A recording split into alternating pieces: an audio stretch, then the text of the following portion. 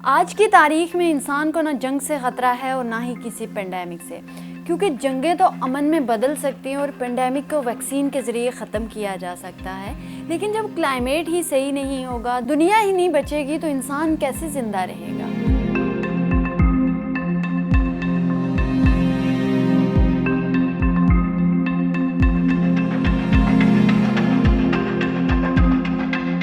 दोस्तों, मैं हूं असमा अब्दुल और आज हम बात कर रहे हैं क्लाइमेट चेंज की कि दुनिया क्लाइमेट चेंज से कैसे इफेक्ट हो रही है। आलमी बैंक के मुताबिक 130 मिलियन अफराद अगले 10 सालों में मौसमियाती तब्दीलियों की वजह से गुर्बत का शिकार हो जाएंगे। दुनिया का अमीर तबका 86%, जबकि गरीब तबका 14% मुज़र गैसेस के अखराज के लिए जिम्मेदार है।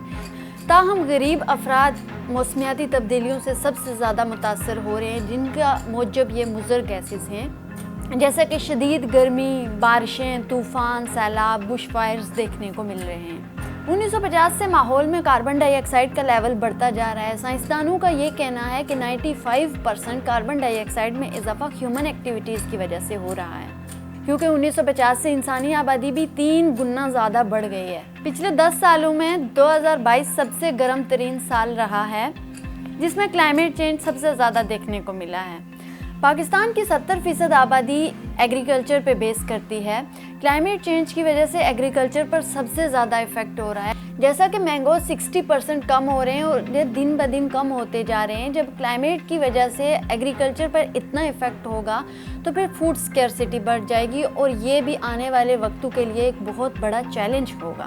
2016 में पेरिस एग्रीमेंट के मुताबिक 2100 AD तक कार्बन डाइऑक्साइड को 2% से ज़्यादा बढ़ने नहीं दिया जाएगा, लेकिन बहुत सारे मुल्कों ने इस बात को सीरियस नहीं लिया और फॉसिल फ्यूल का इस्तेमाल उसी तरह से करते गए और आज कार्बन डाइऑक्साइड का लेवल इस हद तक पहुंच चुका है जो कि पूरी दुनिया पर क्लाइमेट चेंज का इफेक्ट दिखा रहा है। इसकी मिसाल बरतानिया में 40 डिग्री सेंटीग्रेड की गैर मामूली गर्मी मौसमियाती तब्दीलियों की वजह से कम 10 गुना ज़्यादा थी। वर्ल्ड वेदर एट्रीब्यूशन, जो कि क्लाइमेट चेंज के हवाले से जदीद साइंसी तज्ज़िये रखने वाला इदारा है, इस नतीजे पर पहुंचा कि अगले 1500 साल में लैंकाशायर में 40 डिग्री सेंटीग्रेड का रिकॉर्ड सिर्फ एक बार होना चाहिए, वो भी आज के क्लाइमेट चेंज के दौर में। हीट वेव ने पूरे बरतानिया में तबाहकुन जंगलात के आग को जन्म दिया, रेल की आमदोरफ्त का बुरी तरह मुतासर किया, जिसकी वजह से निज़ाम ज़िंदगी दरम बरम हो गया। इंग्लैंड में तकरीबन 3 दिनों में 948 अफराद के हलाक होने का तखमीना लगाया गया, जिसने तकरीबन पिछले सारे रिकॉर्ड तोड़ दिए।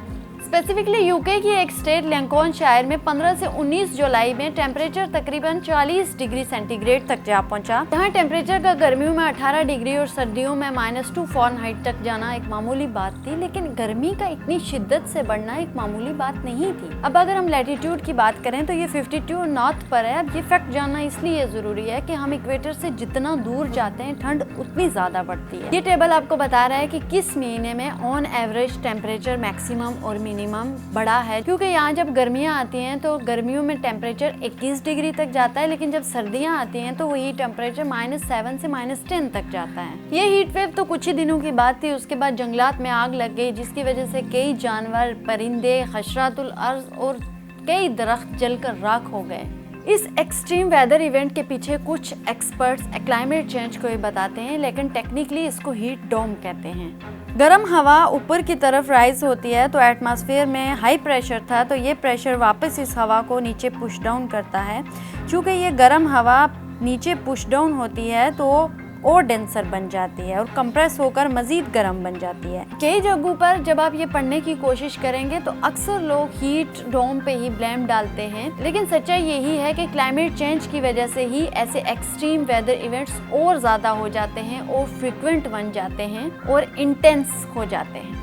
अक्सर लोगों को ये मिसअंडरस्टैंडिंग हो रही है कि ग्लोबल वार्मिंग हो रही है जिसकी वजह से गर्मी बढ़ रही है, लेकिन हम हमेशा इसको कंक्लूड नहीं कर सकते, क्योंकि क्लाइमेट चेंज की वजह से ऐसे एक्सट्रीम वेदर इवेंट्स हो रहे हैं जिसमें गर्मियों में और ज़्यादा गर्मी बढ़ती है और सर्दियों में और ज़्यादा ठंड पड़ती है, और ऐसे अनएक्सपेक्टेड वेदर इवेंट्स और नेचुरल डिज़ास्टर की फ्रीक्वेंसी बढ़ेगी और इसकी वजह से ये और सीवियर होते जाएंगे।